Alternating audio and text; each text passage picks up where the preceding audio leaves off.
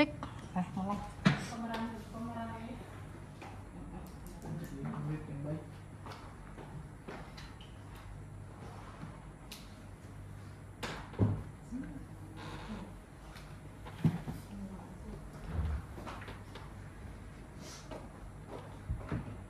Bismillahirrahmanirrahim. Assalamualaikum warahmatullahi wabarakatuh. Waalaikumsalam warahmatullahi wabarakatuh. Terima kasih atas kehadiran Bapak Ibu semua.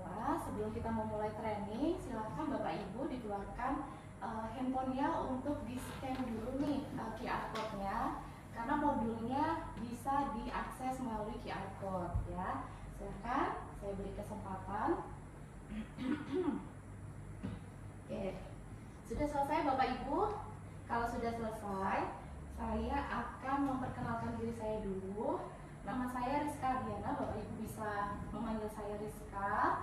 Saya adalah auditor, trainer, dan juga asesor kompetensi di bidang sistem jaminan produk halal. Nah, saya tinggal di Bogor, dan ini email saya rizka.dkrd@gmail.com, dan Bapak Ibu juga bisa mengakses LinkedIn untuk mengetahui riwayat profesional saya.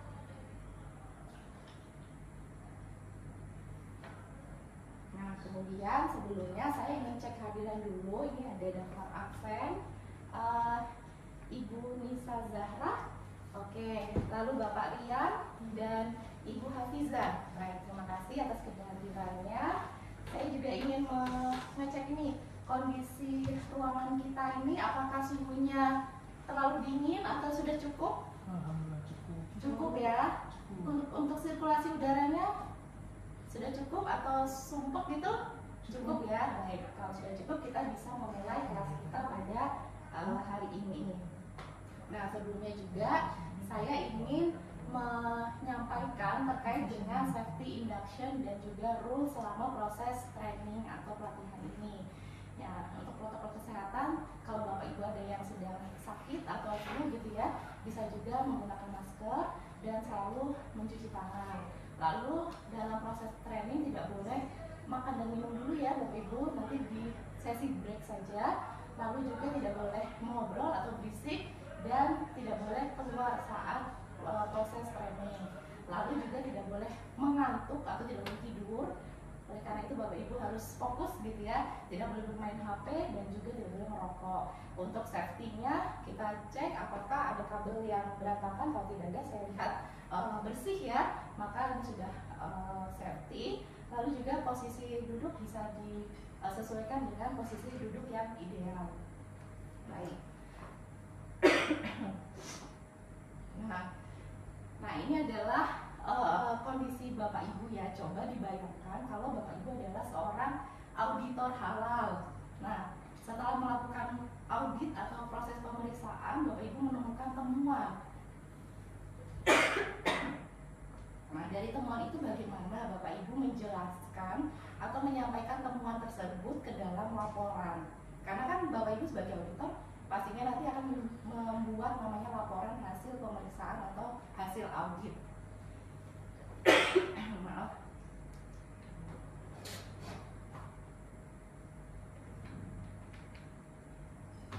Oleh karena itu, di sini saya akan menyampaikan materi terkait cara menyampaikan ringkasan dan laporan hasil pemeriksa bahan dan PPH atau proses produk halal. Tujuan dari pembelajaran kita adalah peserta atau Bapak Ibu nanti kompeten untuk menjelaskan cara menyampaikan ringkasan dan ringkasan dan laporan hasil pemeriksaan bahan dan PPH berdasarkan metode PLOR ya, PLOR, sesuai dengan ketentuan sertifikasi halal yang berlaku.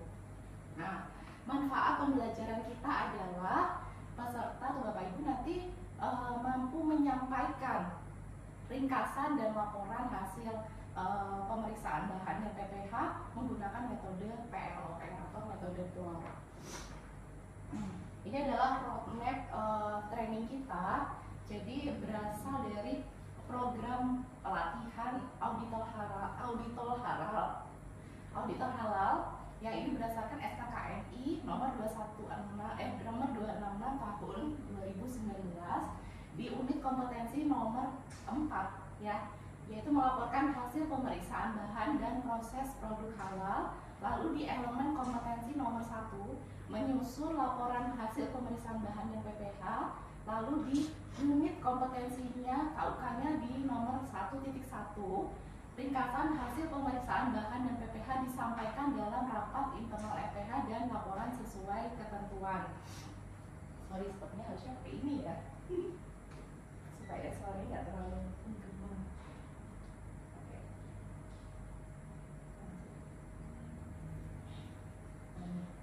Cek. Ya, cek ya. Ini lebih baik ya, Sur. Lalu kita mengkerucut ke judulnya adalah cara menyampaikan ringkasan dan laporan hasil pemeriksaan dan PPH. Nah, di sini saya akan sampaikan pentingnya menyampaikan ringkasan dan laporan hasil pemeriksaan bahan dan PPH. Nah, pentingnya itu yang pertama adalah menjadi bukti pertanggungjawaban auditor, karena kan auditor bertugas untuk melakukan pemeriksaan yang pertanggungjawabannya berupa ringkasan dan laporan. Lalu menjadi dasar pengambilan keputusan apakah ini merupakan kelemahan atau bukan kelemahan, gitu. Yang ketiga, memudahkan pemahaman pihak yang membaca. Jadi dari segi auditi, nanti membaca laporan kita paham, dan juga nanti ketika pelaporan itu disampaikan ke pihak internal di NPH. Lalu yang keempat, memastikan transparansi dan akuntabilitas, karena laporan itu harus sesuai dengan temuan yang didapatkan ketika proses audit. Lalu mendorong tindak lanjut yang efektif, karena kalau misalnya itu menjadi kelemahan atau temuan, maka harus ada tindak lanjut, dan tindak lanjut itu berdasarkan dari kejelasan dari laporan yang kita buat atau yang kita sudah susun. Lalu memenuhi kewajiban formal auditor ya, karena kan salah satu tugas auditor adalah membuat laporan hasil pemeriksaan. Kemudian, nah apa itu metode PLOR? PLOR itu singkatan, P-nya itu yang pertama adalah problem. Jadi auditor harus tahu apakah hal tersebut ya gitu menjadi temuan atau masalah yang nantinya harus ditindaklanjuti, begitu ya.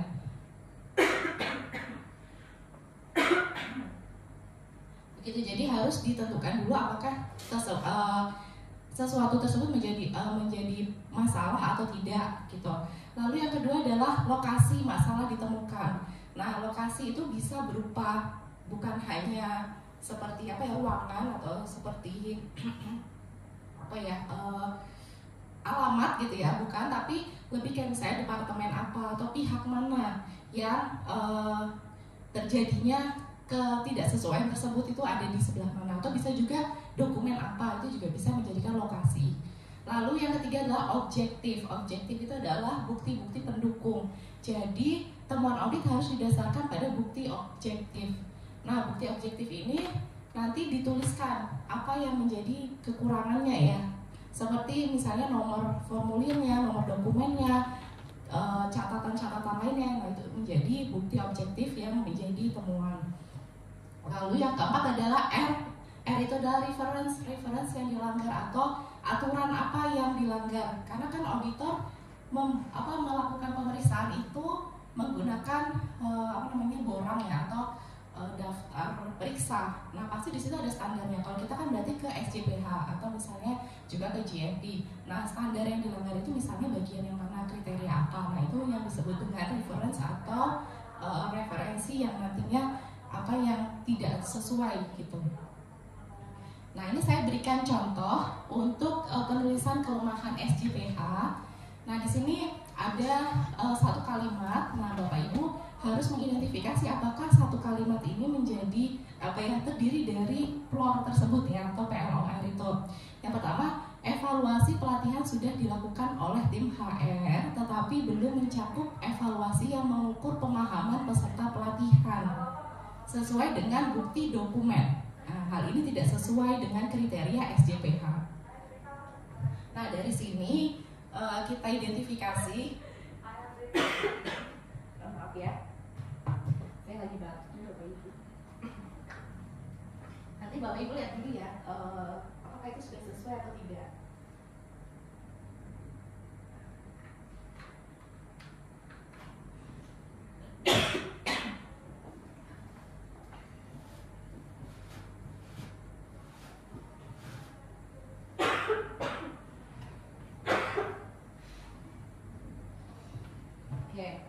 Baik, kita lanjut lagi. Jadi di sini evaluasi pelatihan sudah dilakukan, berarti location. Locationnya berarti tim HR gitu ya.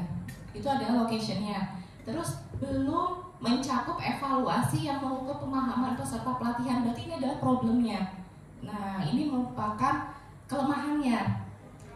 Nah, terus objektifnya apa? Buktinya adalah ada di dokumen nomor FRTR01. Nah, terus R reference-nya atau aturan yang dilanggarnya apa? Kriteria SJPH karena tidak sesuai dengan standar SJPH. Begitu. Jadi, kalau Bapak Ibu sudah membuatkan laporan untuk kelemahan dengan satu kalimat ini, walaupun aclok-aclokan ya, nggak masalah. Yang penting sudah mengandung unsur PLOR. Begitu. Nah, kemudian saya masuk ke kesimpulan. Nah, kesimpulannya tadi satu, ada pentingnya penyampaian ringkasan dan laporan hasil pemeriksaan, karena coba saya ringkas menjadi 3. Yang pertama merupakan tugas auditor yang membuat laporan dan ringkasan. Terus yang kedua, perlu tindak lanjut dari temuan tersebut sehingga tidak menimbulkan mispersepsi bagi yang nanti menindaklanjuti. Lalu yang ketiga, harus dipahami secara efektif oleh orang yang membaca. Begitu. Lalu yang kedua, metode PLOR harus sebaiknya gitu ya digunakan untuk mengidentifikasi atau penulisan kelemahan SJPH. Nah,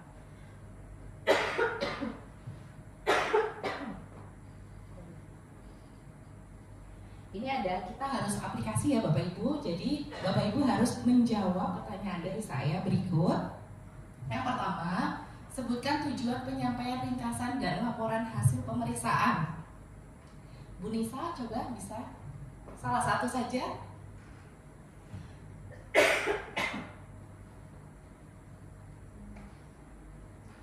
Pemenuhan tugas auditor. Oh ya, Parian, dibantu Parian. Pemenuhan tugas auditor, benar sekali. Lalu yang kedua, jelaskan metode PLOR. Singkatannya apa? Ada yang bisa? Bu Afiza? PLOR itu problem, O itu location, O itu objective, yang R-nya itu reference. Betul sekali Bu Afiza. Lalu yang ketiga, bagaimana cara menuliskan atau menyampaikan ringkasan dan laporan menggunakan PLOR? Bagaimana? Bu Nisa bisa dijelaskan? Mengikuti yang tadi disampaikan, PLOR, problem, location, objektif dan reference, tapi boleh nggak ngurut? Oke. Ya, benar sekali jawabannya. Jadi harapannya peserta pelatihan hari ini sudah paham ya dengan metode PLOR untuk menuliskan laporan SJPH. Selanjutnya, Bapak Ibu silahkan mengeluarkan HP lagi untuk men-scan QR code ini, karena ini adalah post-test ya, post-test dari pelatihan kita. Jadi nanti langsung diisi. Saya berikan waktu sekitar 5 menit ya untuk mengisi post-test.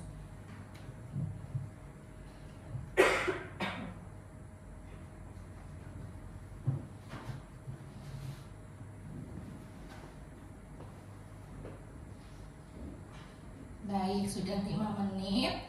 Kita lanjut. Selain post-test tadi kan berarti nanti saya nilai. Ini ada tambahan tugas ya bagi Bapak Ibu dengan adanya skenario seperti ini.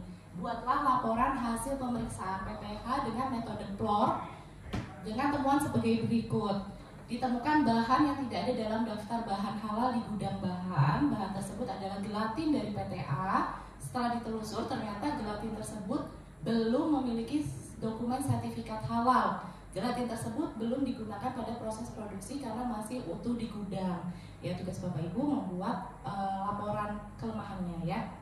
Nanti tugasnya dikirim ke email saya maksimal pukul 22 malam ini. Oke. Baik Bapak Ibu, karena sudah selesai, silahkan dirapikan tempat duduknya. Jika ada sampah, dikumpulkan ya. Kita sudah di akhir training. Saya ucapkan terima kasih atas waktunya dan semoga kita bisa mengaplikasikan ya tadi metode PLOR untuk penulisan laporan hasil pemeriksaan kita. Terima kasih. Assalamualaikum warahmatullahi wabarakatuh. Waalaikumsalam warahmatullahi wabarakatuh. Terima kasih. Aduh, ya Allah. Semoga lancar ya. Amin. Ini mah yang penting ngirim.